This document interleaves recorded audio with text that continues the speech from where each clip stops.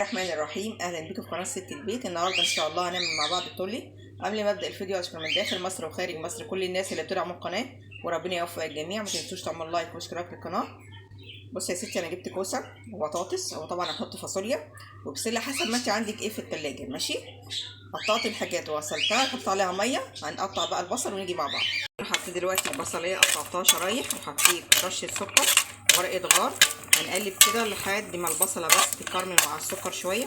طبعا يا جماعه انا بحط السكر ريحه بس عشان بيدي طعم حلو قوي للاكل، كمان بيكرمل البصله. ماشي، ويخليها تستريح في السوا يعني، وكمان عشان ايه ما يعملش حموضه. ماشي، هنقلب الحاجات دي ونيجي مع بعض. البصله اهي خلاص كده دبلت شويه، نحط بقى السمنه. ماشي، حسب ما انت عايزه تحطي ايه للطبيخ، عايزه تحطي زيت سمنه اللي انت عايزاه. ماشي، هنحط شويه زيت كمان. ماشي،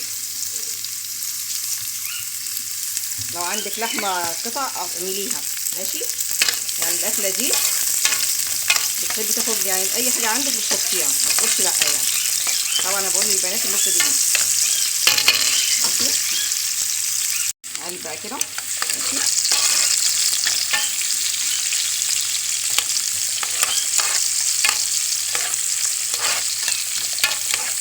الاكله حلوه قوي يا جماعه، برضو العزايم تحطيها بقى، تخلصي تحطيها في طاجن، تحطيها في الفرن، حلوه جدا. ماشي، حطيت بقى شويه فلفل اسود، وحطيت شويه كزبره وقلبتهم كده. ماشي، حطيت فصين توم وكزبره، نقلب كده.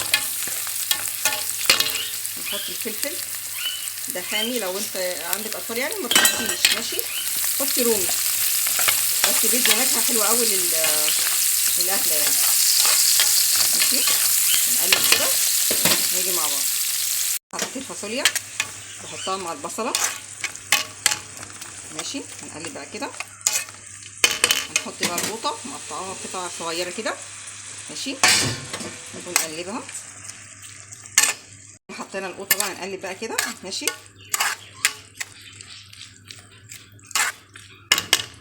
نحط شويه ميه صغيرين. ماشي، ووطي عليها.